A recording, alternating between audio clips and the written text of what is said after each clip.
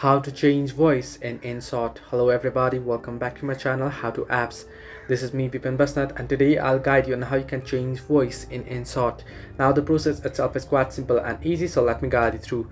First, what you want to do is you want to open up your InShot application.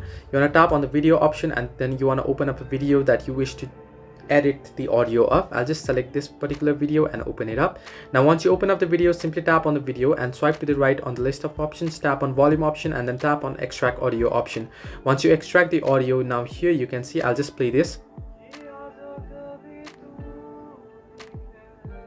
Now you just listen to it. Right now, in order to change it, what you can do is tap on it and you can tap on the effects option here and you can add effects to it. Similarly, if you just wish to edit it, simply tap on edit option once you select the music here. And now here, in order to edit your voice or to change voice, if you swipe to the right, you can see voice effect option. Simply tap on voice effect option and you can choose any voice effect that you wish.